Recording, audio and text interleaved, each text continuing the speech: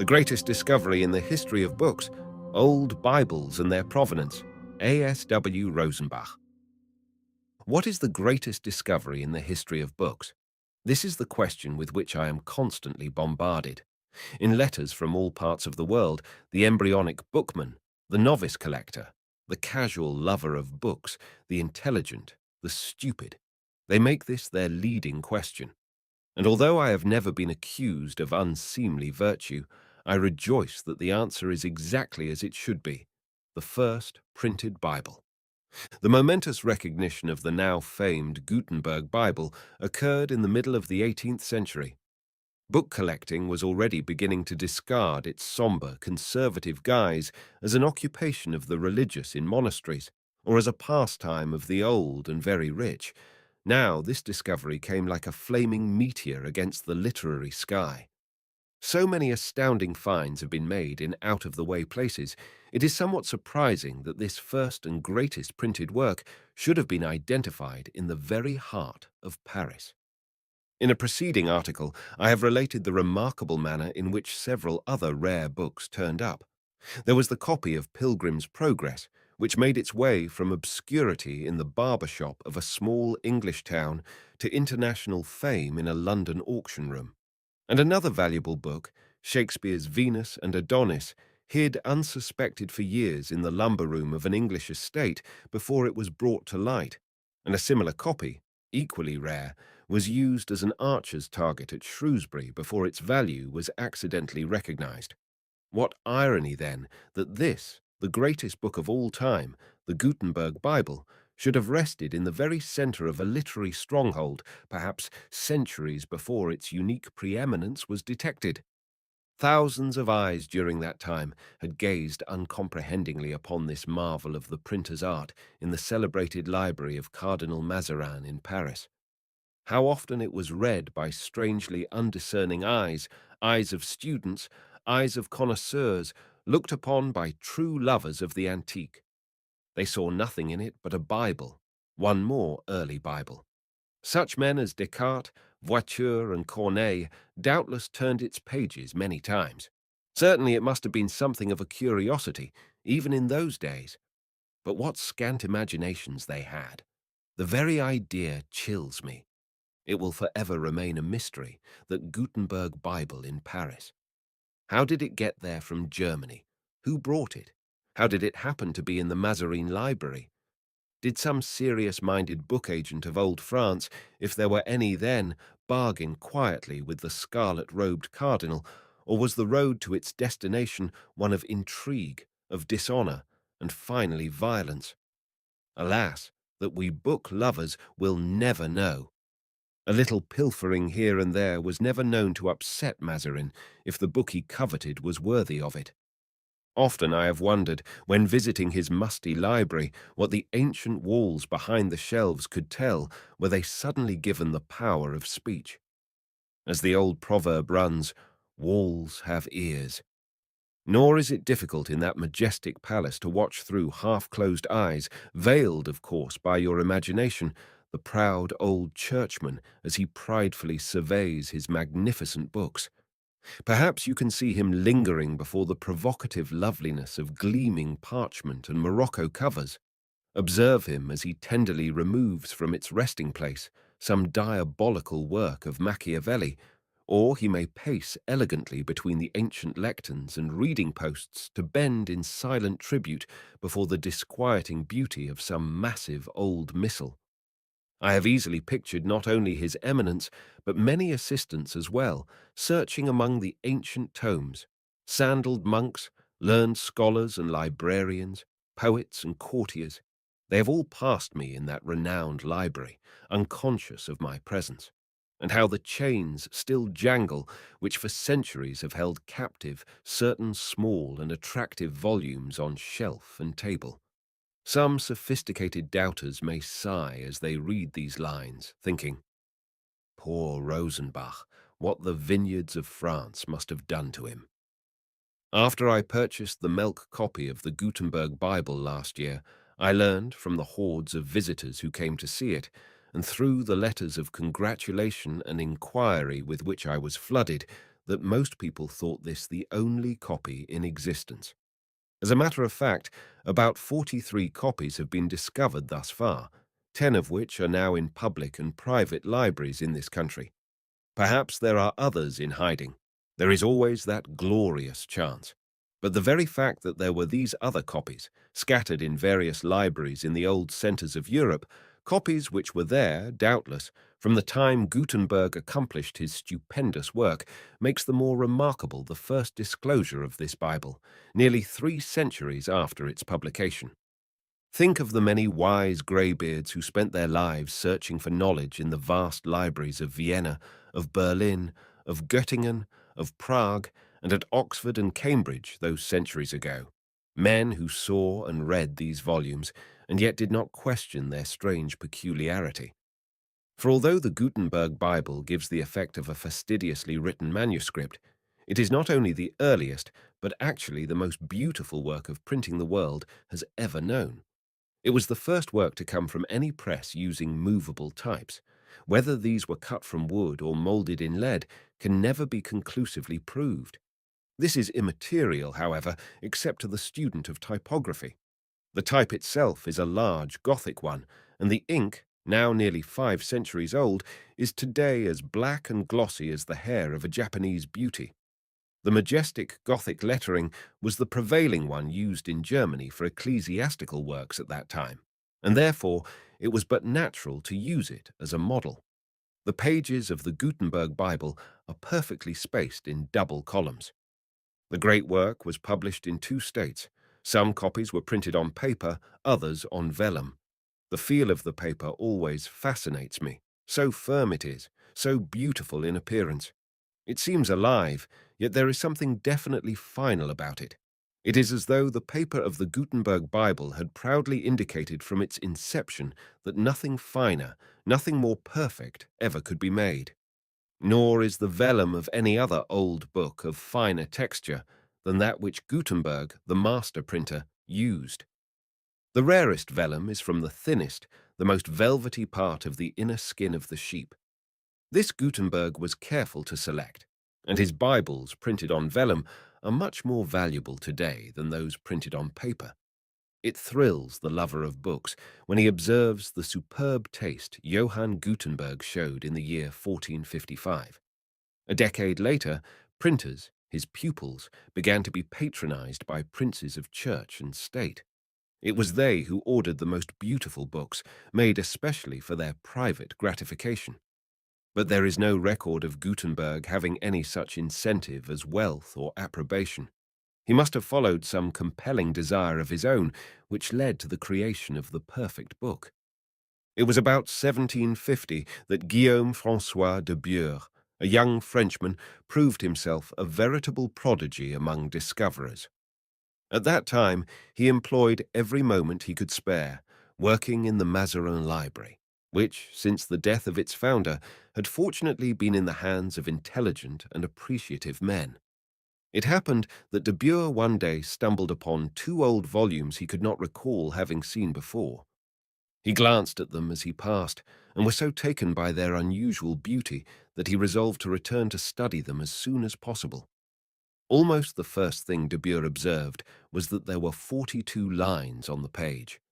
He had seen, in those magnificent ecclesiastical surroundings, many wonderful Bibles.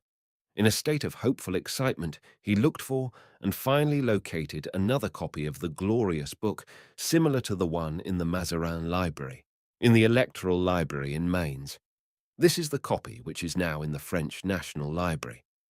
De Bure read the inscription in an ancient hand at the end of each volume, several lines stating that the books had been rubricated and bound in the year of our Lord 1456. With these slender facts as a basis, he set about further to establish the authenticity of the greatest bibliographical discovery of all time. There were 2 issues of the Gutenberg, or, as it was originally called, the Mazarin, Bible. The first contains 40, 41, and 42 lines to the column. But this, as a rule, is at the beginning of the book, where it is apparent that Gutenberg was experimenting. He was trying to evolve to his own satisfaction the form of what has since been acclaimed the greatest monument of the printer's art. To obtain the very first issue of the Gutenberg Bible, that is an achievement. Of all books in the world, it is the most important to possess in its elemental state, for it was in this condition that it first saw the light of day.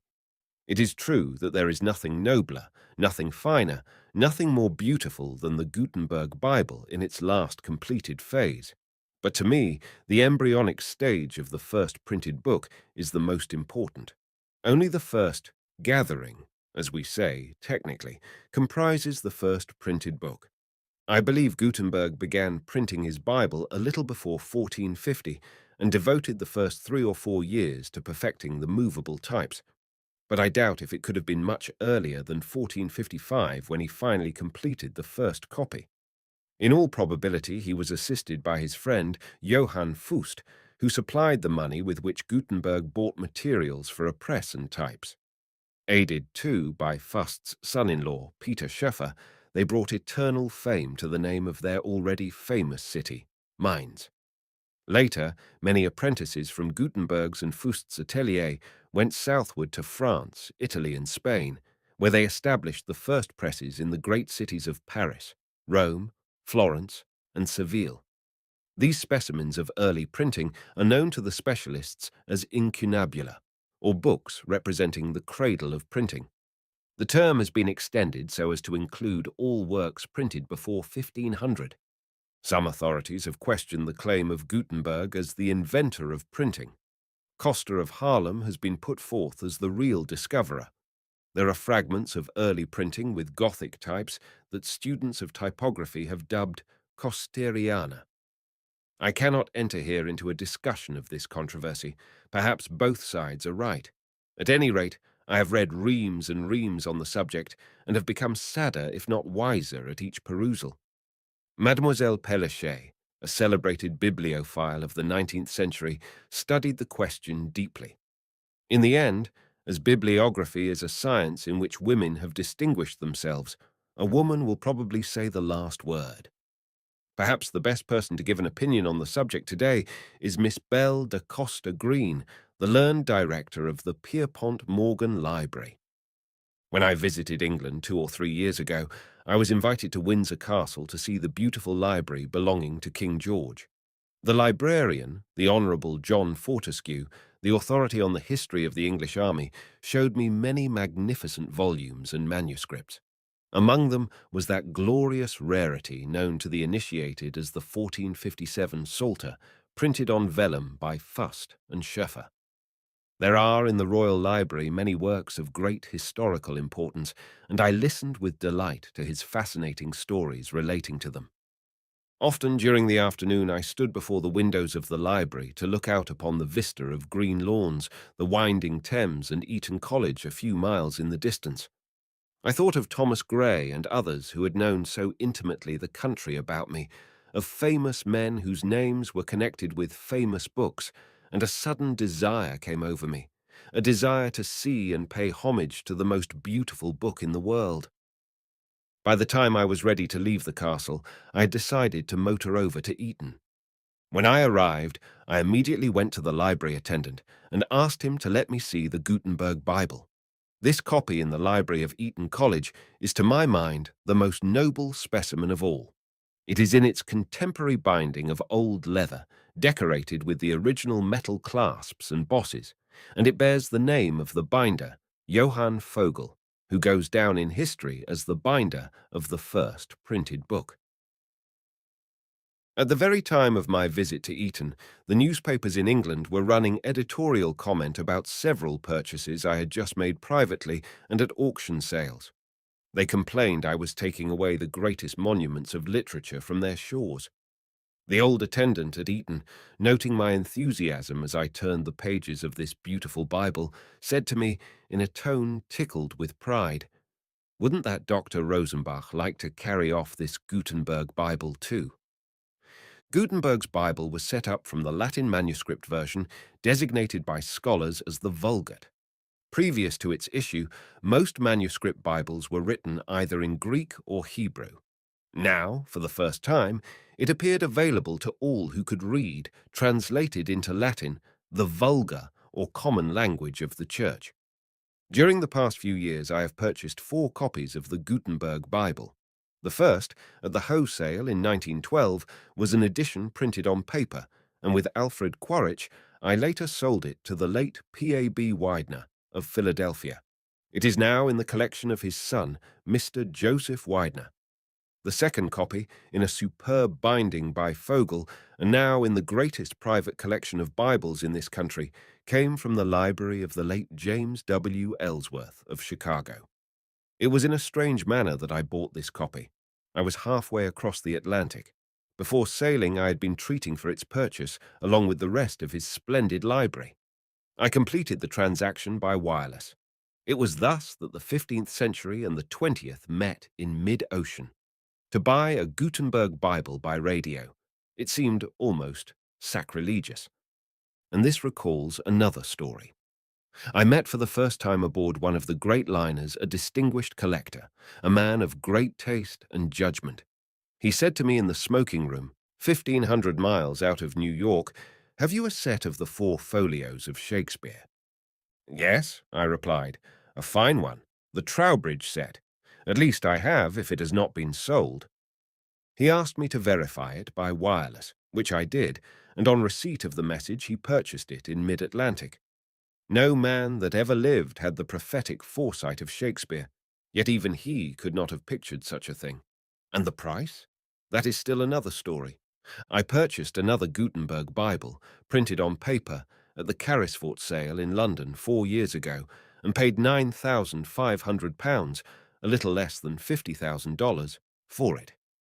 Today, it rests, with other great examples of printing and literature, in the library of Mr. Carl H. Pforzheimer in New York City. The Melk copy, which I bought at the Anderson Galleries last year, was as exciting an acquisition as I have ever made. Of course, there were many collectors and dealers besides myself who yearned to own it. The price I paid for it, $106,000, was like the first shot of the Revolution, heard around the world. Mrs. E.S. Harkness bought this copy from me and most graciously bestowed it upon the library of Yale University in memory of Mrs. Stephen Fee Harkness. It is certainly one of the greatest gifts ever made to a university in this country. So many copies have passed into public institutions during the past few years, it is unlikely that many more perfect ones can come into the market. What will its price be in the future? One could as well stem the tides as to block its steady and irresistible march. It is only a matter of time. Today, it sells for more than $100,000. More than $1 million will someday be a reasonable price for it. Although much stress has been laid upon the value and rarity of the Gutenberg 42-line Bible, and it is generally thought to be the most valuable in the world, I believe the 36-line Bible, known as the Pfister or Bamberg Bible, is infinitely rarer. It also was the work of a Mainz printing press and was probably made under Gutenberg's supervision after he had finished the one which now bears his name. In the old days, it was thought to have been printed before the Gutenberg Bible, but scholars have proved by long study that mistakes are made, which could only have been the result of using Gutenberg's for copy instead of one of the written texts. There are only 14 copies of this 36-line Bible known. 4 are in England, 7 in Germany, 1 is in Belgium, 1 in France, and another in Austria. Yet in all this broad land, there is not one copy. But I rejoice in having a single leaf of it, which I assure you I prize greatly. Probably the most beautiful Bible after the Gutenberg is in 2 volumes, forming what is known as the 1462 Bible. It is the first one that is dated and was issued at Mainz, printed by Fust and Schoeffer, August 14th, 1462. The copies on vellum seem to be more numerous than those on paper. I bought the last copy, belonging to the Earl of Carrisford, for £4,800. It is not only the first dated Bible, but the earliest example of a book formally divided into 2 volumes. But it is not considered a rare edition of the Bible in any sense of the word, as more than 60 copies are known. In fact, we had 2 copies of it at one time in our New York vault, both of which were illuminated with grotesque birds and beasts, probably by the same artist. It is odd that, although there are few collections of incunabula in South America, there are 2 copies of this Bible in the National Library at Rio de Janeiro. Probably the greatest sport of all is the collecting of Bibles in manuscript. It takes a king's ransom today to secure a really fine one. I do not mean the ordinary late 15th century ones, which are quite common, but those executed from the 9th to the 12th century, especially when they are illustrated. Of course, the earliest codices, the very foundation stones of the history of the Bible, such as the Codex Vaticanus in Rome, the Alexandrinus in the British Museum, and the Sinaiticus at Leningrad, are safely beyond the purse of the richest collector. The Pierpont Morgan Library contains the finest collection of illuminated Bibles in America. The vault at 33 East 36th Street, New York, is an achievement almost unequaled in the history of collecting. It is like a view of paradise. The latest acquisition by Mr. J.P. Morgan of some of the Holcomb manuscripts from the library of the Earl of Leicester is a notable triumph in the history of great libraries. Some years ago, I was talking with Mr. Henry E. Huntington in his old library at 2 East 57th Street, New York.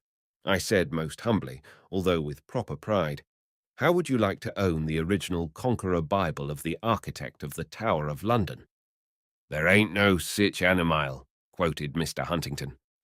I thereupon produced from a cavernous Gladstone bag 2 large folio volumes, elegantly bound in blue morocco. "This is it," I said. The Bible was written in the 11th century for Gundulf, 1024 to 1108, Bishop of Rochester, who came over with William the Conqueror and later became the designer of the Tower of London.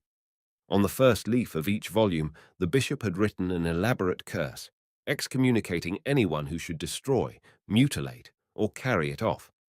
When I showed Mr. Huntington these fatal words, he said to me with a twinkle in his eye, "You old rogue, this applies to you too, you know. I will take the Bible, but without the curse." I recall one day several years ago when I visited the library of the late Sir Thomas Phillips at Thirlstane House, Cheltenham. His grandson, Mr. T. Fitzroy Fenwick, and I were looking over the precious volumes, and we talked of Sir Thomas's ardent love of manuscripts. For more than 50 years he had been the world's greatest gatherer of everything written by the hand of man. His knowledge was equal to his love, and he succeeded in forming an unrivaled library of manuscripts, which included some of the greatest specimens in existence. He did not confine himself to continental examples alone, but was the first great collector of manuscripts relating to America. Sir Thomas Phillips was the patron not only of Lord Kingsborough, whose researches on Mexico are well known, but of George Catlin, who depicted so graphically the life of the American Indian. Mr. Fenwick, who inherited from his grandfather his appreciation and love of fine things, and who possesses an almost unequaled knowledge of old manuscripts, asked me if I had ever seen a manuscript containing Anglo-Saxon writing.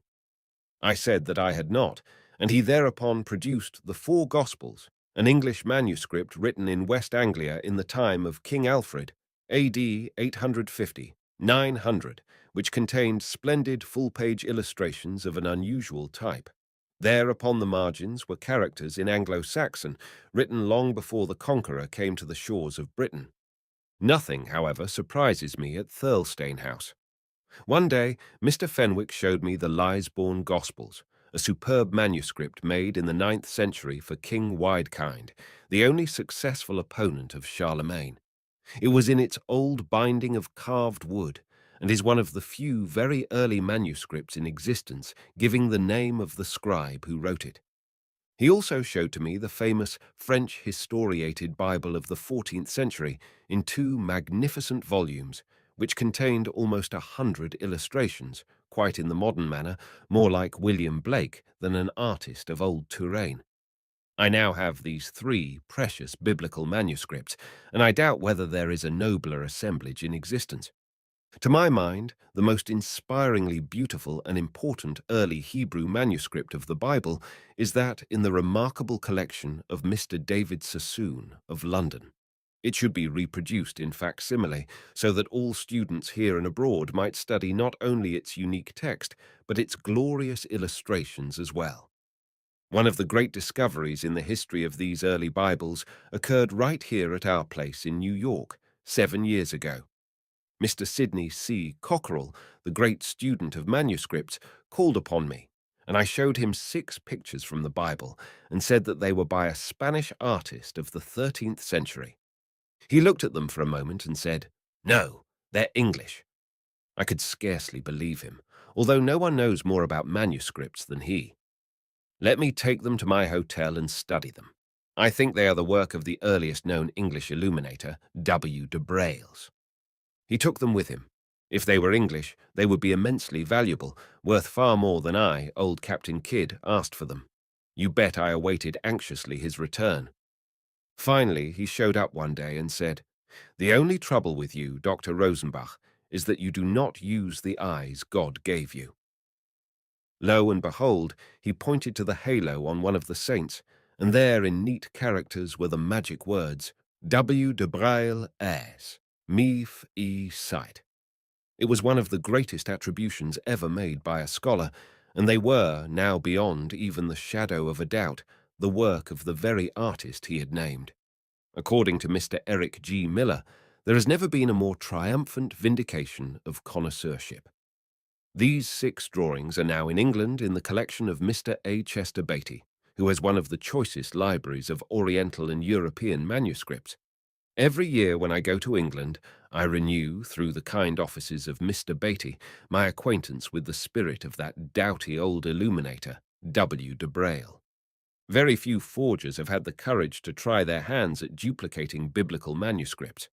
I have always been amazed at the enormous amount of self-confidence a man by the name of Shapira must have had when he offered the British Museum several important-looking manuscript scrolls. They contained the text of the Pentateuch and were, he claimed, from the very hands of Moses. Of course, every expert and noted scholar who happened to be in London at the time went to see these scrolls, which were placed on exhibition at the museum. They were scrutinized carefully, admired as works of curiosity, but no one believed for a moment that they were genuine. Any Semitic scholar knows perfectly well that writing for literary purposes was unknown at the time of Moses. Yet even though Shapira had used an alphabet belonging to a much later period in history, his handiwork was decidedly interesting. Finally, he was informed that his offerings were considered a fraud. He left England bitterly disappointed and went to Belgium. Not long after he arrived there, the continental newspapers announced that Shapira had committed suicide. Even then, when certain of his victims read the lines, they wrote to the papers protesting that the man could not be dead and openly accused him of fabrication, even in connection with his own demise. Such is fame. The most interesting experiments in the history of pictorial art were the attempts to produce picture books for the use of the middle and lower classes of Europe in the 15th century, most of whom could not read. The few specimens of the block books, as they are called, extant today, indicate they were made up of single leaves printed on one side of the paper only. These blocks were all cut by hand from a slab of hardwood, such as that of the pear or apple tree. When the impressions were finally made, the pages were pasted back to back and bound in rough parchment. It is believed by some authorities that the earliest block books date from 1440, although others were undoubtedly printed 15 to 30 years later. The Biblia Pauperum, or the Bible for the Poor, is one of the most interesting examples among the block books. It is composed almost entirely of crude illustrations with doses of text or short explanations and sayings of the prophets above and below the pictures, much in the manner of the tabloids of our own time. No attempt was made to reproduce the whole Bible or even a complete chapter. It was the portions familiarly known to the people which were set down. Thus, the story of St. John, Apocalypsis S. Joannis, was one of the favorite subjects, as was Solomon's Song of Songs. Block books are, of course, among the most desirable and the most difficult to obtain of all the treasures of the bibliophile. Even a single sheet torn from a block book is valuable. I recall vividly when in England many years ago, my first visit to an old library which contained four perfect block books, all in magnificent condition. The margins were uncut, and in fact, they appeared to be exactly the same as when they left the hands of the unknown printer in the 15th century. Year after year, I returned to this library especially to see them. Imagine my satisfaction and joy when I was finally rewarded by the owner who had decided to part with them. There are only three great collections of block books in this country. One may be seen at the New York Public Library, another, also in New York, in the library founded by the late J. Pierpont Morgan, and the third in the Huntington Library in California. The very first type-printed book with illustrations was a Latin edition of the Biblia Pauperum, printed by Albrecht Pfister of Bamberg in 1461. There are only two copies known, one in the John Rylands Memorial Library at Manchester, England, the other in the French National Library at Paris. Savonarola, the Billy Sunday of his day, was quick to see the appeal of block books. He had his own sermons printed and illustrated with woodblock printed pictures, which he distributed among his followers. It was he who drew the masses to religion at the time when Florentine art was almost at its peak. He converted Botticelli, caused him to destroy all the sensuous secular pictures he painted previous to his conversion, but happily made up for his loss by inspiring him to paint religious subjects. What would I not give to possess the charred remains of the Bible to which Savonarola clung when he died? There is perhaps a greater lack of knowledge concerning old Bibles than of any other subject pertaining to books. To make matters worse, most people believe they have accumulated many worthwhile facts when all they pick up is some chance misinformation. At least 30% of the 30,000 letters I receive annually are about Bibles or other religious works, which, according to my correspondence, have always been in the family. The largest number of letters come from Germany. But among people of all nationalities, the hoary idea still prevails that age adds value to a Bible. Some people who are not interested in any book, old or otherwise, become excited the moment they find a Bible more than 50 years old. Clasping it to the family bosom, they often rush to my library, either in New York or Philadelphia, buoyed up by an inflated notion of their treasure's value, believing they have sighted a rainbow with a pot of real gold at the end. Almost everyone in the world owns or has owned a Bible. It is the one work which has been translated into every language. It is the world's best seller, and because of this, edition after edition has appeared in every country.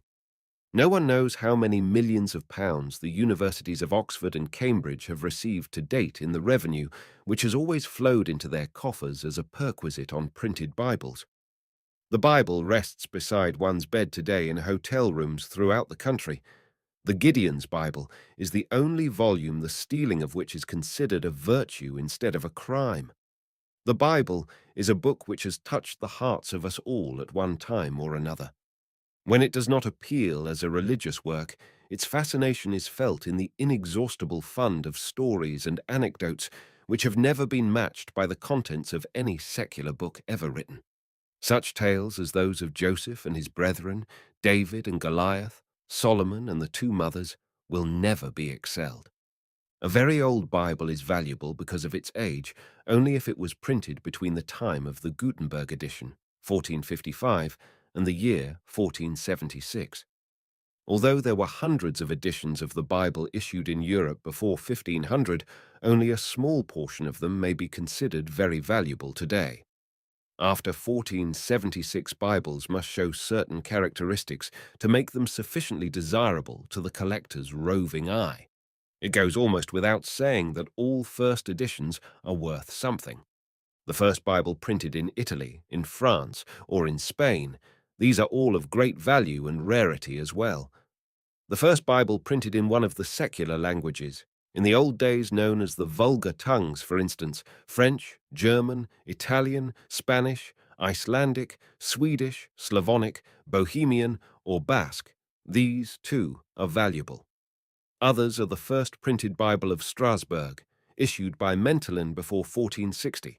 another printed by Eggleston in 1466, the celebrated Our Bible, probably published by Adolphe Roche in 1467 at Strasbourg, the Great Bible, a most beautiful specimen of printing, by Swainheim and Panarts, 1471, and the Great French Bible, made, oddly enough, in Paris 5 years later by three Germans, Gering, Krantz, and Friburger. Hebrew being the original language of the Old Testament scriptures, it is only natural that the first printed in the Hebrew language, Soncino, 1488, should be one of the cornerstones of any collection of Bibles. One of the most glorious productions of the Bible is the Jenson edition, printed in Venice in 1479. I have a superb copy on vellum with a special page of dedication to Pope Sixtus IV. All Bibles with dedications to or from noted persons immediately become significant in the estimation of the book lover. Sometime after the printing of the Vulgate version, certain editors, shrewd enough to discern the public mind, offered a Bible complete with three versions. In the center of the page, they printed the Vulgate, while on one side a Hebrew text was printed, and on the other a Greek. But it is to the first English printer, William Caxton, that the honor should go for the first printed appearance of any part of the Scriptures in English. Caxton came from Kent, and in his youth went to Bruges and Cologne to learn the trade of printer. He was the first to introduce printing into England and the first to print any works in English.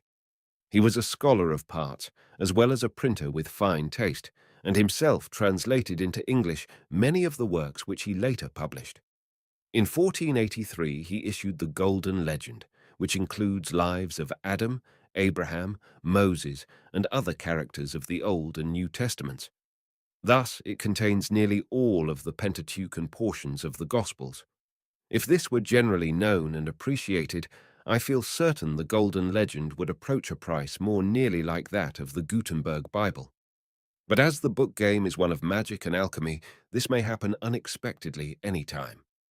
Among the 14 or 15 Caxtons in my New York vault, I am happy to say I have a beautiful copy which contains, unmutilated, the account of the murder of Thomas A. Becket, as a friend of mine once wrote it, which has been entirely deleted from most copies. Of course, almost everyone knows that the first complete Bible in the English language was the work of Miles Coverdale. He finished his translation in 1535, and it was printed that same year at Zurich. Although as a work of scholarship it may not rank particularly high, it is translated out of Deutsch and Latin, according to the title. You will find many of Coverdale's memorable and sonorous phrases preserved in the authorized version in use today. 10 years previous to the appearance of Miles Coverdale's work, a contemporary of his, William Tyndale, had made a valiant effort to translate and have printed certain portions of the Bible. Perhaps he was inspired by some spiritual force within himself. At any rate, he believed he could best serve his fellow countrymen by translating the New Testament into their language. His ambition grew when one day, in heated dispute with an eminent churchman of England, he was appalled at that worthy's ignorance of the Scriptures. His vow, made then and there, has triumphantly echoed in the ears of all theological students ever since. "If God spare my life," said Tyndale, "ere many years I will cause a boy that driveth his plough to know more of the Scriptures than thou dost." But Tyndale's radical project naturally needed strong financial and political backing. He went to London, where he believed he had a powerful ally in his friend, Bishop Cuthbert Tunstall. In this he soon found he was mistaken, nor could he find any patron with a sympathetic ear and a sympathetic purse as well. This circumstance was not strange, however, because it was just about this time that the powerful Cardinal Wolsey began to lay plans to prevent the invasion of England by the word of God. Discouraged, Tyndale decided there was little hope of accomplishing his work in his own land, and made up his mind to try his luck abroad, even though it meant exile. In Hamburg, Tyndale completed his translation of the New Testament into English from the original Greek. He went on to Cologne, where he hoped to find a printer. It is believed that work on the book was then really started. but that the Senate of Cologne grew suddenly enraged and shocked at the thought of so profane a business going on within its gates. An order was issued to Peter Quentel, the printer, to prohibit its continuance, but before it could be carried out, Tyndale had fled in panic to Worms. He took with him his beloved translation, and perhaps certain pages of the printed work as well. In Worms, Luther was then at the very height of his popularity. This must have been a relief to Tyndale, to find himself in a place where he would have to undergo no further religious persecution. And so the New Testament was printed for the first time in English in a little German city. Tyndale's followers doubtless smuggled it into the home country because almost immediately this New Testament began to appear in England. It filled the clergy with fury, and Bishop Tunstall, Tyndale's former friend, even went so far as to have it burned publicly at St. Paul's Cross in London. It was destroyed in other places as well, before gatherings of ignorant, superstitious, and infuriated people. Indeed, the public burning by the churchmen of Tyndale's New Testament became a popular, if serious, pastime, and the destruction of Tyndale's precious books was a prophetic prelude to his own martyrdom at the stake a few years later. All the earliest English Bibles are extraordinarily rare and worth almost any amount. It is strange to speak of money in connection with the greatest spiritual work of all time, but as Bibles are the cornerstones of any outstanding collection, it follows that they must be bought at a price. Only a fragment exists of the first edition of Tyndale's translation of the New Testament from the press of Peter Quentel in Cologne in 1525. The second edition, printed also on the continent by Peter Schuffer at Worms, probably late in 1525, is almost equally rare, as only two imperfect copies survive. I would cheerfully give more than $50,000 for a copy of the first appearance in print of this portion of the English Scriptures. Perhaps some book scout will eventually unearth another. Of the Tyndale Pentateuch, probably printed at Marlborough by Hans Luft in 1530, only 3 perfect copies have resisted the sharp usages of time. The finest of these is in the Pierpont Morgan Library. As to the first complete Bible in the English language, translated by Coverdale and printed in 1535, not a single absolutely perfect copy exists. There are 2 or 3 almost perfect examples in England, none so good in America. There are, however, copies of this book, more or less defective, in libraries in this country, such as in the collections of Pierpont Morgan and Henry E. Huntington, the New York Public Library, the Free Library of Philadelphia, Carl H. Pforzheimer, and A. Edward Newton. This great volume is not of excessive rarity, but of excessive importance. I would risk my chances in this world and the next to obtain a perfect copy. Of the so-called Great Bible, 7 editions were issued within 2 years, 1539 to 41. They are all valuable, but not nearly so much so as the earlier English Bibles. Splendid examples of printing, they are much in demand by collectors, especially when perfect. One of the great monuments of our civilization, the first edition of the Authorized Version, printed in London by Robert Barker in 1611, is in every respect one of the finest things a collector can ever hope to acquire. The influence of this book upon the world has been simply enormous. There were 2 editions in 1611, known as the He and She Bible, the He, quite naturally, being the earlier and more in demand. No stones, fair ladies. The distinction comes from a variant reading in the Book of Ruth, the 3rd, 15. In the first version it reads, "He went into the city." In the second, the later printing, "She went into the city." This change of a single letter makes all the difference in the world to the collector, and he has to pay for it. The first issue is worth several thousands more than the second. This is a rare and momentous thing, a perfect. He bringing more than a perfect she. It can only occur in the case of the Bible. I am quite sure that in this even clergymen will agree with me. The price of the first edition of the Authorized, or King James Bible, has not been large in the past. The Huth copy sold at auction in 1911 for only £164, or about $820. But the future, I feel sure, will tell another story. Indeed, I think the time when the collector will give $8,000 or $10,000 for a really fine copy is hovering dangerously near. It is truly a volume so dear and precious to everyone that it must soon take its place among the stars. I remember one day when I was visiting the late J.P. Morgan many years ago. We sat and talked in his office in the old building at the corner of Wall and Broad Streets, which in those ancient days bore the sign Drexel, Morgan and Company. Of course, we vied with each other in a genial way, relating stories of our quests in discovering rare books, of purchases we had made at what we considered the proper prices then, and in general confiding to each other those tales of adventure so dear to the heart of the bookman. We talked about old Bibles, especially those which had belonged to celebrated people. Of these, Mr. Morgan already had a remarkable collection. His nephew, Mr. Junius Spencer Morgan, had from the first been a great help to his uncle, with his genuine flair for really fine books and works of art generally, and his uncle often took his advice. The elder Mr. Morgan was a man of great imagination, who enjoyed book collecting as much as anyone I have ever known. Suddenly, during our conversation, his face clouded, and he turned to me and said in a regretful tone, "Doctor, there is one Bible I have missed. The last time I was in London, Quaritch told me about it. He sold it, he said, on his first trip to this country in 1890. It is the great He issue of 1611, and is enriched with the annotations of the translators of the King James Version. The explanations of the holy text were probably made for the use of Prince Henry. What would I give to have it?"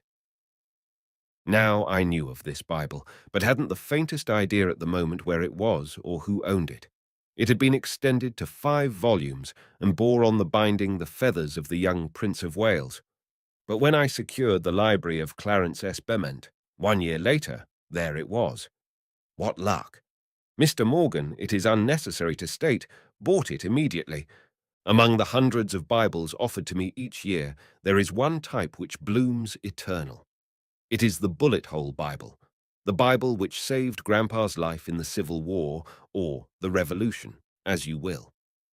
For a time I was shown such a succession of these that my very dreams were haunted by them.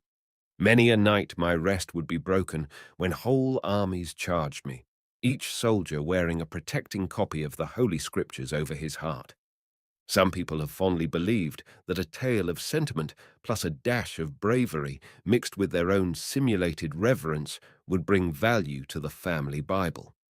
The bullet hole Bible has become such an old story that every time I hear a shot, I think it is someone aiming at the old family scriptures in the backyard. But this is nothing to the Genevan or Breeches Bible, the commonest of all. It is so named because of the 7th verse in the 3rd chapter of Genesis. Then the eyes of them both were opened, and they knew that they were naked, and they sewed phytra leaves together and made themselves breeches. The first edition was printed at Geneva in 1560, and copies in good condition are scarce and valuable. In fact, they are really worth more than the price they sell for today. It was for years the household Bible of the English race. Although translated by the English exiles at Geneva during Queen Mary's reign, it was dedicated to the most virtuous and noble Queen Elizabeth, Queen of England, France, and Ireland. At least 200 editions of the Bible and New Testament were issued before 1630. Consequently, for centuries it was in almost every home. The later editions of this Bible have therefore become the bête noire of every bookseller. They turn up everywhere, their proud possessors asking fortunes for copies hardly worth the value of old paper. The copies published after 1600 are the worst offenders. It is a pity for the peace of mind of the booksellers that they were not all destroyed in the Great Fire of London. They still exist to torment the souls of bookmen, and although the language of the Genevan Bible has always been considered good, homely English, the language of the bibliophile, when he receives one on approval with charges collect, is certainly more vigorous and expressive. Not long ago, a woman came to my Philadelphia library with a Breeches Bible. True, it was rather ancient, authentically dated 1629. From the moment I met her, I realized she suffered from suppressed emotions of some sort. Although I am accustomed to prospective sellers with queer symptoms, I was rather alarmed. Her hands shook violently. She was deadly white one moment and a flaming pink the next. When I inquired what she wanted for her Bible, she replied in quick, nervous tones, $50,000. Now I am always amazed at these grand ideas of value evinced by the layman. I hope I do not always show my surprise. Indeed, some people accuse me of having a poker face. This Bible was certainly worth no more than $20. But before I apprised her of the distressing news, which I always hate to impart, I was cautious enough to call in one of my assistants to aid me should she collapse on my hands. It is to the eternal credit of bookmen that the sense of humor has been the ruling passion with them all. They all see the joyous, the fantastic, the capricious side. They are never serious, never unduly bowed down with the gravity of their calling. Although they are ardent, nay, passionate lovers, they always remain gay and debonair. The history of old Bibles bears eloquent witness on this point. Why do bug Bibles, vinegar Bibles, wicked Bibles tickle the fantasy of collectors? For instance, Matthew's Bible of 1551 contains the reading in Psalm XI, 5, so that thou shalt not need to be afraid for any buggies by night, nor for the arrow that flieth by day. Or think how the Christian world would have been disrupted if it had followed the commandments of the 1631 Bible, which leaves out entirely the not in the seventh. This terrible, wicked book reads, Thou shalt commit adultery. Only 4 copies escaped the public executioner, and the poor printer was fined £300 by Archbishop Laud. Baskett's Oxford Bible of 1717 is a mine of magnificent errors, the most amusing being that of the parable of the vinegar instead of vineyard. There are 3 tremendously important American Bibles: the Eliot Indian Bible, the Sauer, and the Aitken Bible. John Eliot, apostle to the Indians, translated the Bible into their language and had it printed in Cambridge, Massachusetts in 1661 to 63. Thus, the first Bible issued on this continent was, appropriately, in the tongue of its natives, and the second was in German, the first in a European language printed in America, from the press of Christopher Sauer at Germantown, Pennsylvania, in 1743. The third, at last in English, was printed in 1782 by R. Aitken at Pope's Head, 3 doors above the coffee house, in Market Street, Philadelphia. The great demand for early Americana will surely raise these 3 treasures to heights at present undreamed of in the bookman's philosophy.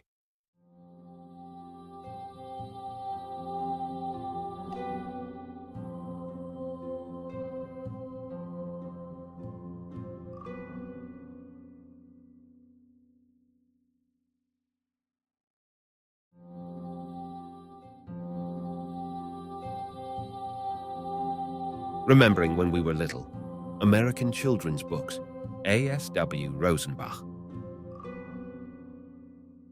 A young man who recently came into my library in New York looked about at the high walls entirely lined with rare books, then sank into a chair. He was the very picture of dejection. For a moment, he sat quietly staring into space, then said with a melancholy sigh, "It's no use." "What's the matter?" I inquired. "Bad news?" "No." He turned upon me with a quick blaze of temper. "How can anyone collect books after seeing all these rarities?" He waved in accusatory circles toward the walls. "I have very little money. Why, I can't even begin to collect." Now, this was really a very nice young man. He was in his early 20s, loved books, and had brains too. Then what was the matter with him? Alas, he had very little money and very, very little imagination. He was minus the latter asset, the very foundation of successful book collecting. He allowed himself to be blinded by the high prices of a few old volumes. He either could not, or would not, visualize anything beyond that which he actually saw before him. He had no vision. People do not always have to invest in high-priced books to form an interesting collection. Many unusual collections have been made through small but exceedingly careful and, of course, thoughtful expenditure. Yet this is a fact very difficult to thump into the young collector's head. It has taken some men I know, men with slender purses, several years to realize this. Meanwhile, they lose both time and bargains. But vision in book buying does not come so readily when you are first suffering from the febrile mania of collecting, yet be not dismayed. Just because Gutenberg Bibles and Shakespeare folios jolt the auction rooms with their stupendous prices is no reason why you should ignore the works of a comparatively obscure writer who appeals to you, someone in whom you believe. Keep your eyes on his books, his manuscripts, his letters when you are browsing in bookshops. Ask yourself a few leading questions concerning his future and answer them honestly. Do you believe your author has an intrinsic value that is likely to increase with the years? How scarce are these books or manuscripts or letters of his? Think back. If you have the real collecting instinct, you have kept all your sales catalogues. Check them over. Just remember that Thomas Hardy, Rudyard Kipling, and Joseph Conrad first editions could have been bought a few years ago for almost nothing, in fact, at their published prices. This reminds me of a remarkable prophecy made by Uncle Moses in 1895. He was complaining of the high prices he had just paid for several books. He said he didn't see how rare volumes could possibly go any higher. Then he amended this by naming three men in English letters whose works he thought would advance to almost unbelievable values: Shelley, Keats, and Poe. If only I had taken advantage of Uncle Moses's significant foresight and vision. When prices are high, Uncle Moses advised me, don't forget that there are new fields for the collector. There's no need to grumble. You can always spend your money wisely on the things which are not so much in demand. I realized, even then, that these were words of wisdom in the book game. Many times I have thought of his oft-repeated laconic statement, there are always books to fit every purse. There are hundreds of types of books to collect, volumes as yet unnoticed in the auction room, which lie neglected year in, year out, upon the bookseller's shelf, and which are disregarded by the conventional collector. They are waiting for the man with imagination to discover them, and many of them will eventually come into their own. My uncle and others of his day could not foresee the slavish manner in which some collectors would in later years pursue, with neither rhyme nor reason, every volume on any arbitrary list. Imagine buying books other than those of your own taste and inclination. It seems the veriest joke to have signposts on the way, indicating the books you should buy, just as though one or two men are able to choose 50 or even 100 of the most outstanding books in English or any other literature. The difference of opinion is too great. To me, such buying is about as thrilling as going to a doctor to have him dictate your diet. I have collected, said my uncle, as we talked together a few years before he died, along a path untrodden in my day, early American children's books. He walked about his dusty old shop for a few moments, then selected a diminutive volume, The Dying Sayings of Hannah Hill, Jr., published in Philadelphia in 1717. Now, he observed, I will show you an example. I would have you know that this little book is damn rare. He always hated and made fun of the stereotyped expressions in booksellers' catalogues, such as excessively rare, extremely rare, of utmost rarity, very rare and rare. He said it reminded him of the man who had eggs to sell, offering them as newly laid eggs, fresh eggs, and eggs. Uncle Moses described his books more colourfully. First of all, they were infernally rare, then damn rare, followed by damn rare, and finally rare. This and similar picturesque language fitted his rugged personality and endeared him to everyone. How much more interesting it would be if modern cataloguers used their imagination when describing the degree of rarity of an old book. In his younger days, Uncle Moses had had a most unusual opportunity to gather together many early books published expressly for children.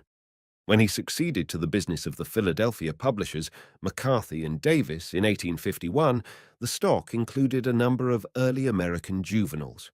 You see, McCarthy and Davis were successors to Johnson and Warner, who succeeded the original firm established by Jacob Johnson in 1780.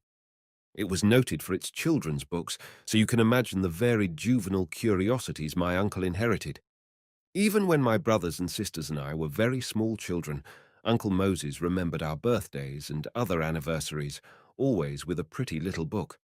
Although we were all taught to care for and really honor our books from the time we could hold them in our hands, it was to my eldest sister, Rebecca, and to me that he gave the most valuable and entertaining volumes. I have kept every one of them. Each bears his inscription in beautiful, finely printed letters, from Uncle Mo. My sister was early imbued with the book hunting spirit, and I have often found her in some little second-hand store in Philadelphia, quietly looking through piles of books in the hope of securing something quaint, something unusual, and perhaps hitherto unknown. Her searches were not fruitless either. These book hunting expeditions were adventures for us. We thought it great fun to add to our little library so charming and tiny a pamphlet as, for instance, The History of Anne Lively and Her Bible, which was sold in 1830 for 1/2 cent and issued in New York in a somewhat proselyting manner by the American Tract Society. It was a red-letter day in our lives if we could find some curious example to flaunt before the amused face of Uncle Moses. But the occasion was rare indeed, when we found a book which he did not already own. It was many years ago that I took Uncle Moses's tip to start collecting early American children's books. Hence, I am some leagues ahead of those who got a later start. Many collectors are only now beginning to rub their eyes and to wake up to the fascination which these tiny volumes offer to book lovers. Early American juveniles are unusually interesting for several reasons. To begin with, they give such naive samples of the mental food our poor ancestors lived upon in the dim days of their childhood. Take, for instance, a small volume published in 1738 by Samuel Phillips called History of Our Lord and Saviour Jesus Christ, Epitomized, for the use of children in the South Parish at Andover. The author says that his great Lord and Master had commanded his ministers to feed his lambs as well as his sheep. But what anemic feeding! He sets before his particular lambs 60 pages of the most indigestible food ever concocted, consisting of questions on and answers to the most abstruse metaphysical, philosophical, and controversial subjects. Subjects which are no nearer solution today than when the Reverend Samuel Phillips propounded them for the benefit of his bewildered little lambs of Andover Parish 189 years ago. You will find early American children's books difficult to obtain. There are but few left in good condition today, but it is great fun tracking them. In the first place, very few were published by our colonial presses. Such venerable gentlemen as Cotton Mather and Governor Winthrop kept the printers too busily occupied, issuing theological works or acts of provincial assemblies, too seriously engaged with statutes, laws, almanacs, prayer books, catechisms, and sermons to print many books for children. Lost in a theological web of their own weaving, the leaders of the day cared little about the intellectual amusement of their girls and boys. But most of the young book fanciers, lucky enough to obtain the few books issued, mauled them about or destroyed them entirely. They are generally found with torn and missing leaves. These charming atrocities have made many copies quite worthless to the collector. I have been told that it is but normal for a bouncing bibliophile of 12 months to teethe on the hardboard corners of, for instance, a copy of Cinderella. Indeed, a young child's attitude toward a book is not unlike that of a cannibal toward a missionary. Very young children, this is on record if you doubt me, have been known to eat their books, literally devouring their contents. When I was about 7 years old, another little boy of the same age came from a suburb of Philadelphia to spend the day with me. We quickly struck up a friendship. Although it was raining and we were forced to remain indoors, we played together quite happily. Everything went smoothly until late in the afternoon, when our inventive faculties began to give out. It was then, after we had taken apart most of my toys, that my little friend's eyes lighted upon my books. I watched him cross the room to the low shelf which held them so neatly, and I remained quiet, even as he began to pore them over. But when I saw him take a pencil from his pocket to write crude letters of the alphabet along the margins, I flew at him like a wildcat. Only the immediate intervention of our combined families saved him from annihilation. We have met many times since, and we always laugh at the story of my juvenile wrath. He still insists, after 40 years, that his was a perfectly normal action in a child. I believed in treating a book as something sacred, even at that age. The germ had evidently entered my system with my first vaccination. In 1902, my uncle gave me his wonderful collection of children's books. Among them was his Damn Rare pamphlet, A Legacy for Children, being some of the last expressions and dying sayings of Hannah Hill John. Of the city of Philadelphia, in the province of Pennsylvania, in America, aged 11 years and near 3 months, which was printed by Andrew Bradford at the Sign of the Bible in Philadelphia in 1717. Little Hannah took several days to die, and she insisted upon having the undivided attention of every member of her family. She gave them moral advice, told them what they should do and what they should not do after she had departed. The counsel which she gave to her dear and only sister and cousin Lloyd Zachary, whom she dearly loved, was very grave and pithy. Today, I have nearly 800 volumes, which date from 1682 to 1840. They reveal with amazing fidelity the change in juvenile reading matter, the change, too, in the outward character of the American child. They depict the slow but determined growth from the child of Puritan New England to that of our own day. It is a delightful change from virtuous William the obedient prentice and Patty Primrose to Tom Sawyer, Huck Finn, Penrod, and Winnie the Pooh. If Robert Louis Stevenson had had the temerity to publish Treasure Island in the good old days of Governor Winthrop, he would have been a fit subject for the common hangman. I do not mean to imply that the New England boy of the 17th century was the goody-goody thing which his parents tried to make him. If he was choked with the Bible and threatened with the catechism and the prayer book, if the creed and Bunyan were ruthlessly thrust down his innocent young throat, he nevertheless could think of Captain Kidd, Sir Henry Morgan, the Indians, and the whole machinery of the boyhood imagination. Free thought was permitted him because there was no way to suppress it. The little Puritans! My heart aches for them when I read an example such as The Rule of the New Creature, to be practiced every day in all the particulars of which are 10. This is the earliest book in my collection. It was published in Boston for Mary Avery, who sold books near the Blue Anchor, 1682. Imagine the weary little child who had to listen throughout a long Sunday afternoon to the contents of a book which started off in this manner. Be sensible of thy original corruption daily, how it inclines thee to evil, and indisposeth thee to good. Groan under it, and bewail it as Paul did. Also, take special notice of your actual sins, or daily infirmities, in thought, word, deed. Endeavour to make your peace with God for them before you go to bed.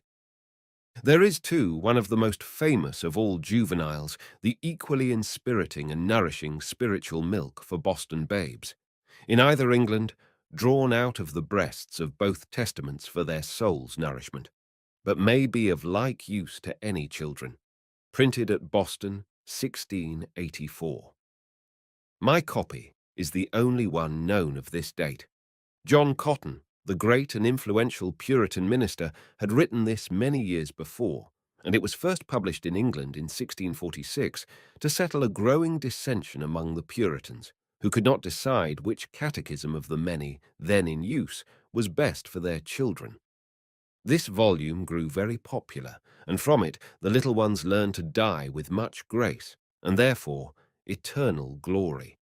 Yet it was found very difficult to teach the young of New England the proper way to die.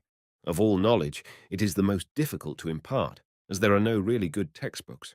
The ecstasy over the departure of a pure young child is one of the most remarkable manifestations of the Puritan spirit.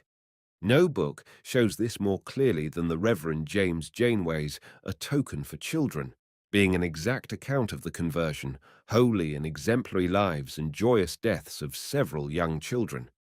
This book passed through edition after edition in England and her colonies and was the certain means of saving many children from hell and damnation.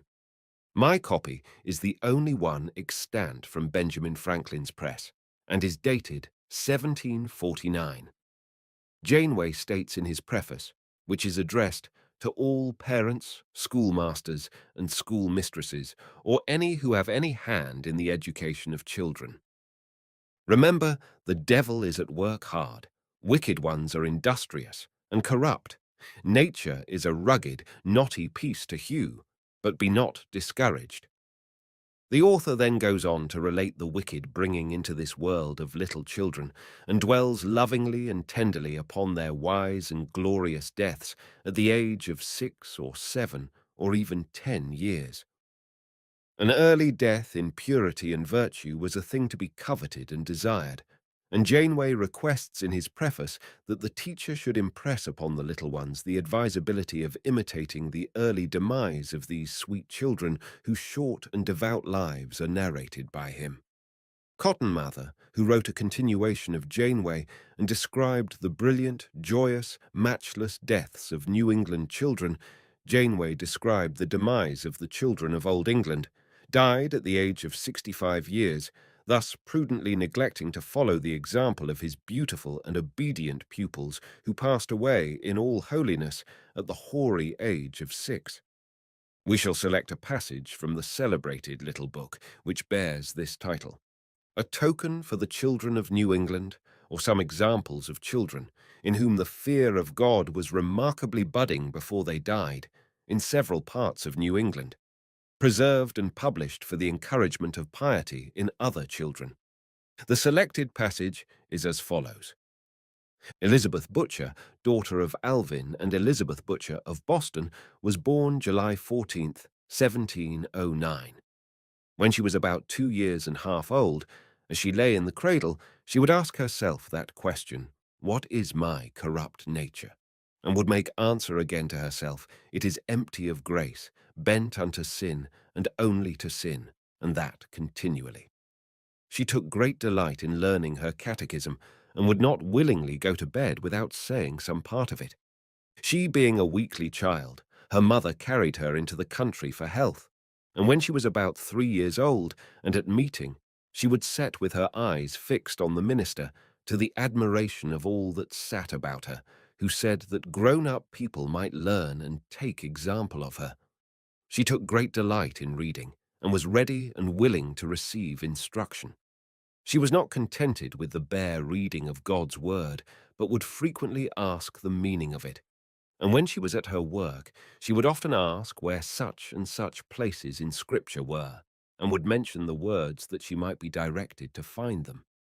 It was her practice to carry her catechism or some other good book to bed with her, and in the morning she would be sitting up in her bed reading before any of the family were awake.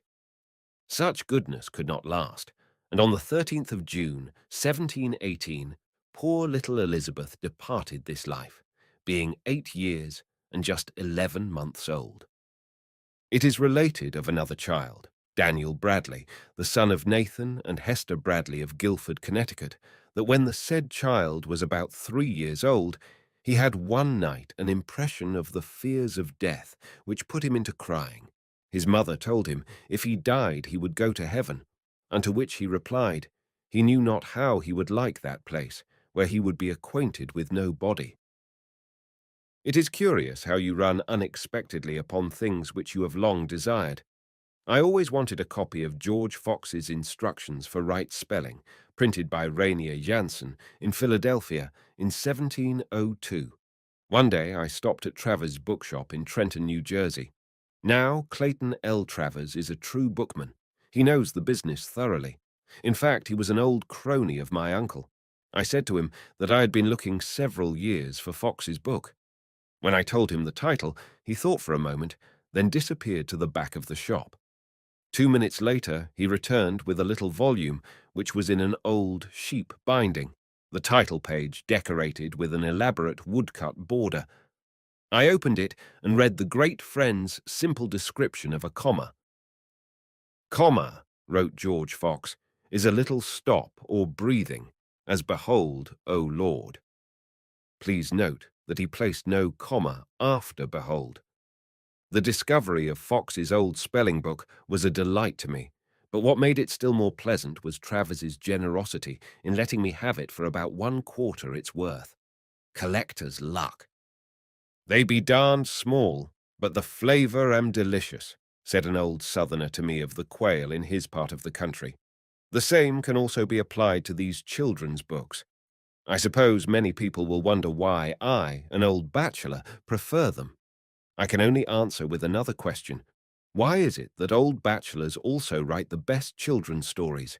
There is no answer, but thank heaven, I'm not alone in my crime. Another confirmed bachelor, a dear friend of mine, is quite as enthusiastic on this youthful theme. Dr. Wilberforce Eames of New York, one of the greatest students of books this country ever had, abets me, especially when he casually informs me of the probable whereabouts of some rarity that I have been seeking for years. Wilberforce.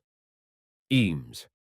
Another bookman, my genial colleague, Mr. Lathrop C. Harper, also of New York, and a great specialist in Americana, has been as much interested in these little books as I myself. Instead of selling them to me, Mr. Harper gives me all the tiny juveniles that he can find. He has just presented to me a little book published in Boston in 1714, which contains, embedded in a waste of theological discussion for infants, the following priceless gem. "O children of New England, poor hearts, you're going to hell indeed, but will it not be a dreadful thing to go to hell from New England?" Mr. Eames, with generosity equaling Mr. Harper's, has filled many of the crevices of my collection with the most interesting gifts. I can't say that I altogether approve of the generous impulses of these two gentlemen, except when it applies to myself. It is very bad for the book business. If bookmen were encouraged to go about giving away their precious finds, what would we poor booksellers do? This reminds me of the long chase I had for Heavenly Spirits for Youthful Minds some time ago. A customer in Yonkers wrote to me saying he had this very rare book, supposed to have been issued by an old Kentucky press in 1800.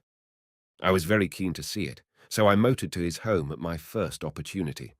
When I arrived, he pointed toward the shelves at one end of his library. I saw with delight and envy the long-sought volume, but when I took hold of it, I was chilled. It felt decidedly clammy. Then, as my friend burst out laughing, I realized it was a porcelain jug made in the exact shape of a book. The joke was on me. My disappointment was not too great, however, as the Heavenly Spirits was filled with mundane ones, Old Crow whiskey. I accepted it as gracefully as I could, but I no longer use this imitation volume for whiskey. I want something larger. Nor would I want to fill it from the Glass of Whiskey, a tract published for youthful minds in Philadelphia in 1830. This tiny yellow-covered pamphlet is but 2 inches square. The artist who drew the illustrations indicated, with his picture of a bunch of grapes beneath the title, that he knew little or nothing of the inspirational sources of whiskey. Perhaps his innocence secured him the job. Small boys freely imbibing, and the resultant fruits thereof, are neatly portrayed. With what fascination and horror little children must have read. There is a bottle. It has something in it which is called whiskey. Little reader, I hope you will never taste any as long as you live. It is a poison. So is brandy, so is rum, so is gin, and many other drinks. They are called strong drink. They are so strong that they knock people down and kill them. They are sometimes called ardent spirits, that is burning spirits. They burn up those who drink them. The appropriate ending must have sent many a tot in search of a pencil to sign the pledge. Oh, how shall I keep from being a drunkard? I will tell you. Never drink a drop of anything that makes people drunk. I made my first find in children's books when I was but a child myself. A playmate of mine had an aunt who lived on Broad Street in Philadelphia. We passed her house daily on the way to and from school. Sometimes we were invited to stop for lunch. One day, I happened to notice a pile of small books on her sitting room table. She said she kept them there to amuse the younger children of her family.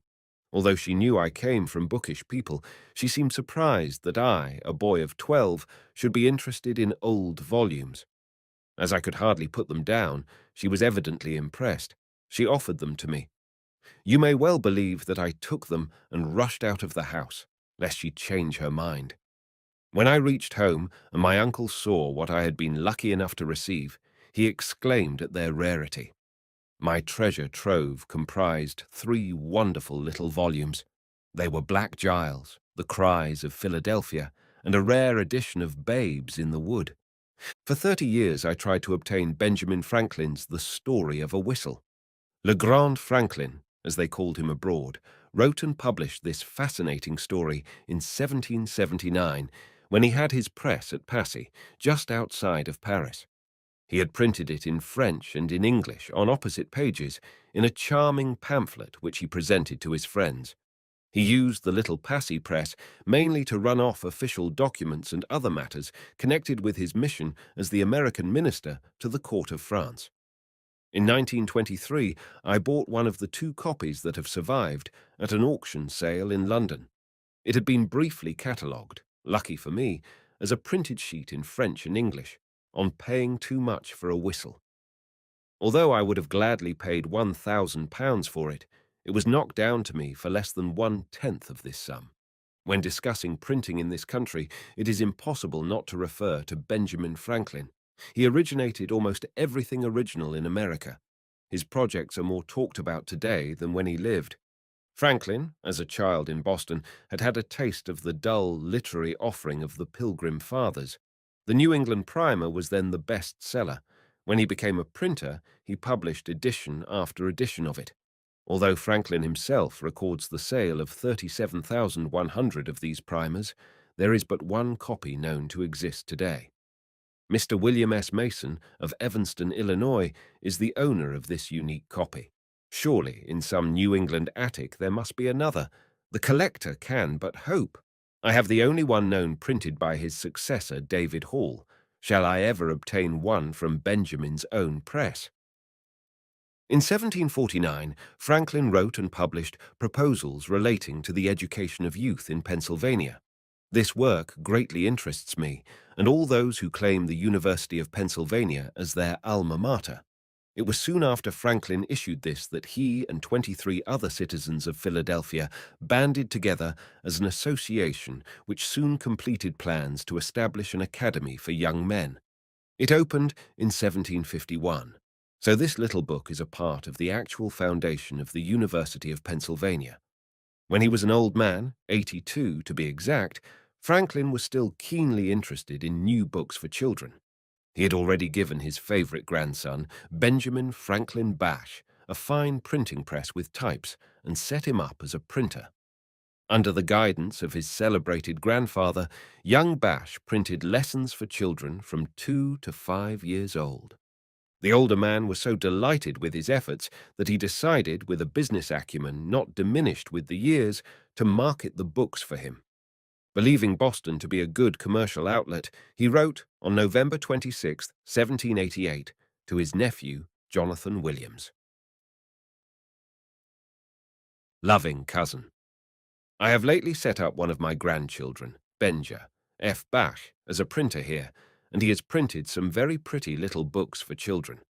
By the sloop Friendship, Captain Stutson, I have sent a box addressed to you, containing 150 of each volume in sheets, which I request you would, according to your wonted goodness, put in a way of being disposed of for the benefit of my dear sister.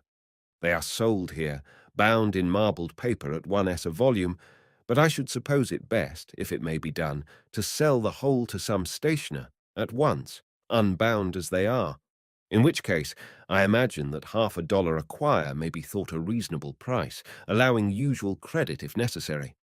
My love to your family, and believe me ever, your affectionate uncle, B. Franklin. The original of this letter is in the collection of Miss Rosalie V. Halsey.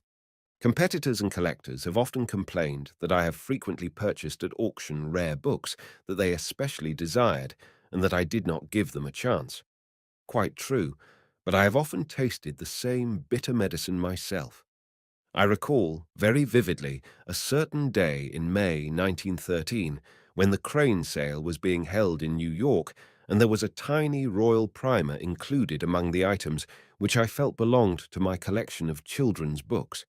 Printed in Philadelphia in 1753 by James Chattin, this royal primer was the only one of its kind in existence. In the good old days when George D. Smith was czar of the auction rooms, all other dealers and collectors were under a terrific strain the moment he appeared. We knew it was almost hopeless to bid against him. At that time, Mr. Smith represented Mr. Henry E. Huntington. He entered the auction room armed with as many unlimited bids as a porcupine has quills. Mr. Smith seemed to take a peculiar delight in running up bids on the little juvenile books I craved, and I had set my heart on the royal primer from the moment it was shown to the audience, a beautiful copy in its original sheep cover. I was prepared to pay as high as $200 for it, but as I watched Smith, the very shadow and auction voice of Mr. Huntington himself, I had serious doubts of obtaining it. The bidding started at $10. Imagine my emotion when it rose rapidly to $1,000. I felt a complete bankrupt. It was no small task to bid against this octopus of the game, and when the royal primer was finally mine at the absurdly high sum of $1,225, I arose quickly and went out for air. The contents of the primers are generally the same. They begin with a rhymed alphabet with illustrations, words, and syllables for spelling lessons. Many of the earliest ones contain verses which were supposed to have been written by the English martyr John Rogers just before his execution, for the benefit of his 9 small children and one at the breast. Mrs. Rogers and the children are depicted calmly watching the head of the family at the stake as he is about to go up in flames. Their little faces are like so many cranberries. Later, primers are equally amusing, sometimes with frontispieces of George III, and others have dubious likenesses of our president. Not even the mother of George Washington could have recognized her boy's features in these crude pictures. But the primers were very popular, and the Puritans continued to issue them. The beauties of the primer was followed by the primer improved and the progressive primer, a more elaborate departure, which boasts colored illustrations. It was during the early part of the 18th century that the Puritan taste began to broaden a bit. In addition to the early primers and catechisms, children were encouraged to read the Holy Bible in verse and semi-religious books which had come into fashion. A friend, Mr. Thomas E. Streeter of New York, a most discriminating collector, found in a volume of pamphlets some excellent verses for the education of youth, to which is added verses for little children by a friend, Boston, printed by Bartholomew Green, 1708. It was the only copy extant, having miraculously escaped the rough usage of tiny hands. I despaired of obtaining it, when one day Mr. Streeter generously sent it to me with his compliments. Here is a sample of the biblical verse, as it was written to impress the small reader. Imagine the youth of New England, born with all the lively desires of a modern child, spending a Sunday afternoon memorizing such rhythms as, "Though I am young, yet I may die, and hasten to eternity." Another melancholy book of poetry for children was printed in 1740 in New Haven by T. Green. My copy is the only one known today. Its pleasant beginning must have charmed the small reader.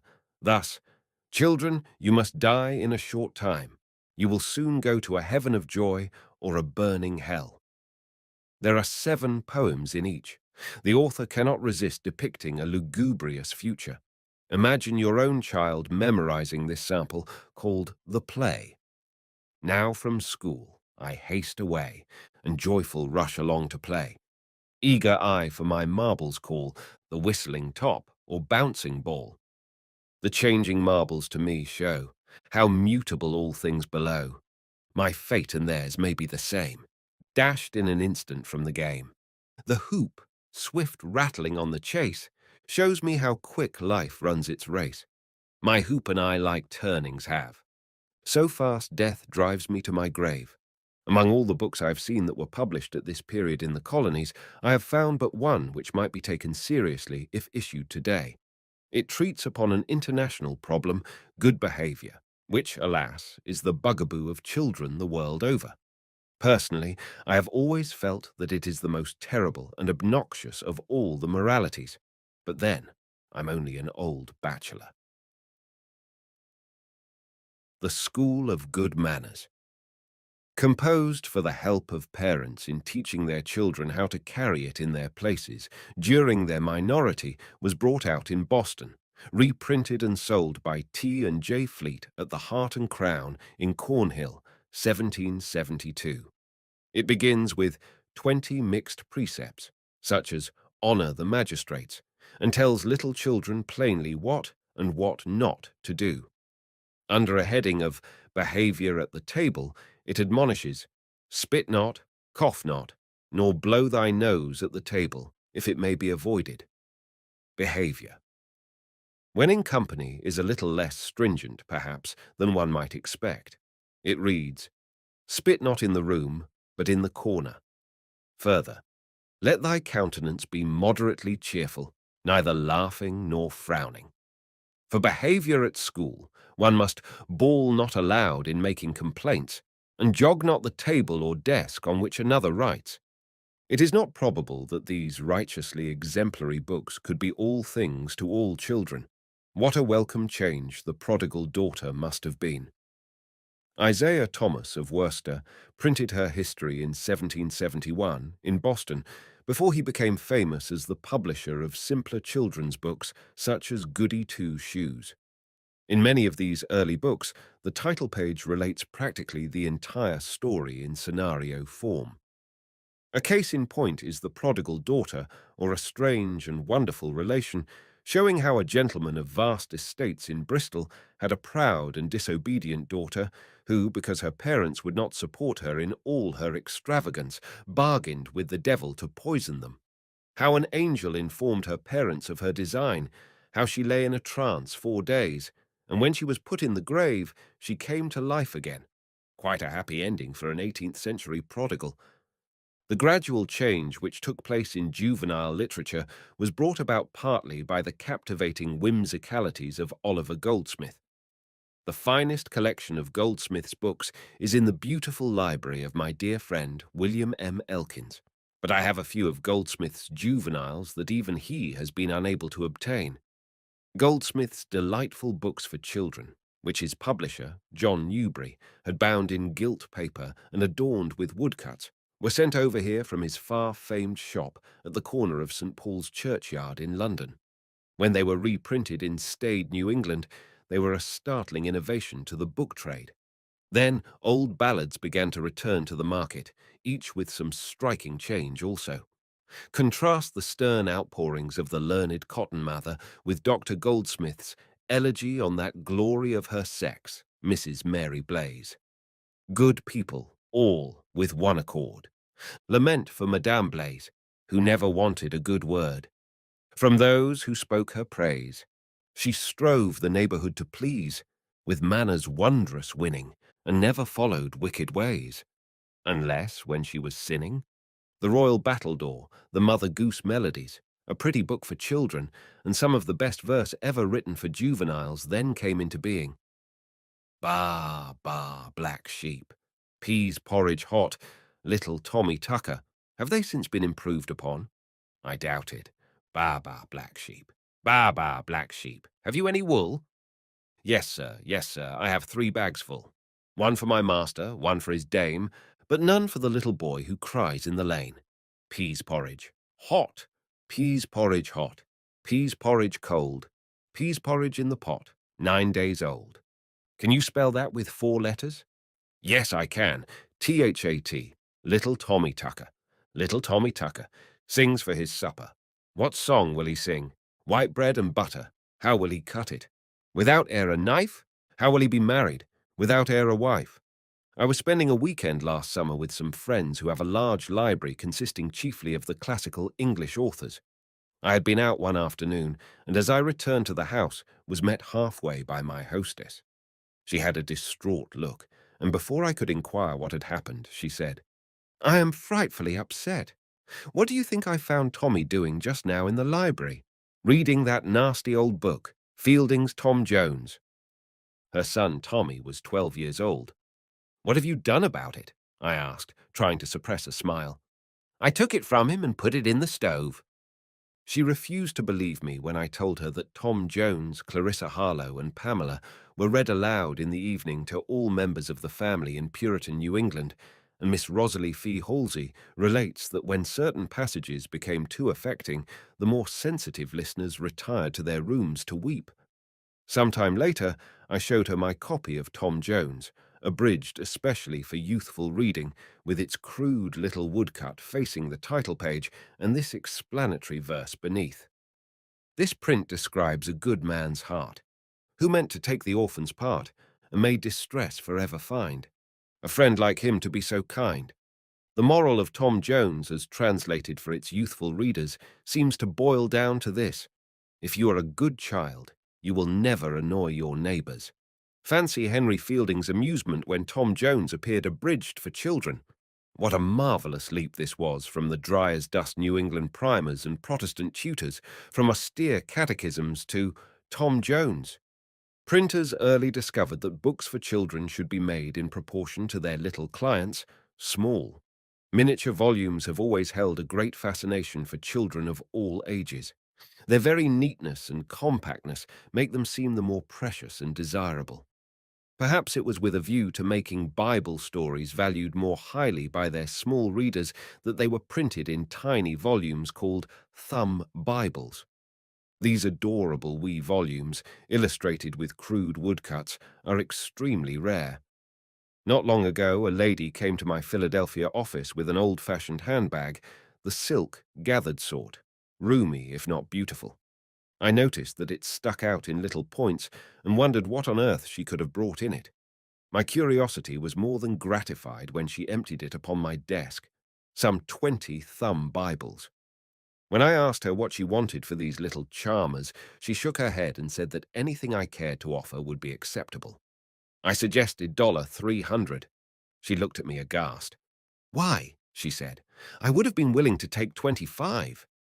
Children began to assert themselves, beginning with the last quarter of the 18th century. They became individuals rather than so much parental property. Thomas Bradford must have realized this when, in 1775, he placed such juvenile delights upon the market as the Scotch Rogue, Moll Flanders, Lives of Highwaymen, Lives of Pirates, the Buccaneers of America, and the Lives of the 12 Caesars. At the beginning of the 19th century, shockers began to appear. Lurid tales of dastardly deeds were read by children who hitherto knew life through such stories as The Prize for Youthful Obedience, The Search After Happiness, Little Truths, and other edifying concoctions. The colourful experiences of motherless Mary, a young and friendless orphan who was eventually decoyed to London, appearing from the presses of a New York house in 1828, interpreted life in a new, if less safe, way.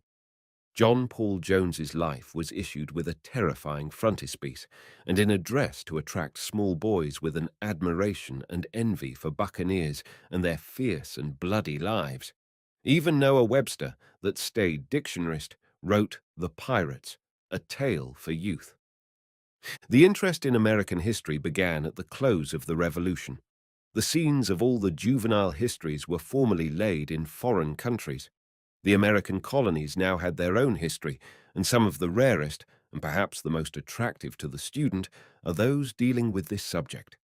The History of America, abridged for the use of children of all denominations, adorned with cuts, Philadelphia, Wrigley, and Berryman, 1795, is engaging and wonderful. The little illustrations are marvelous examples of the illustrator's skill. On account of the expense, the publisher duplicated the portraits, and one cut served for several worthies. Thus, Christopher Columbus, General Montgomery, and His Excellency Richard Howell, Governor of New Jersey, were depicted exactly alike, the American 18th century military costume looking picturesque and fearful on Columbus. The New York Cries, printed and sold by Malanday in 1826, is particularly entertaining. According to the introduction of this little book, New York Island is 15 miles long and from 1 to 2 miles broad.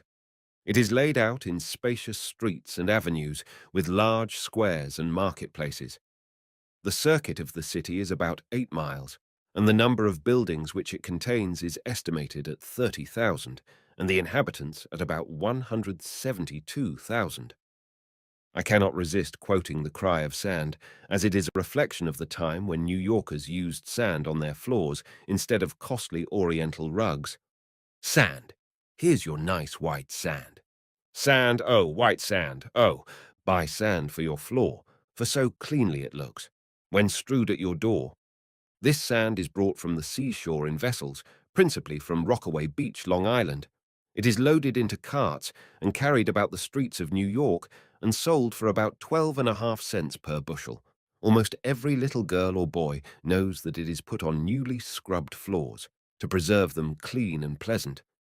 But since people have become rich and swayed by the vain fashions of the world, by carpeting the floors of their houses, there does not appear to be so much use for sand as in the days of our worthy ancestors.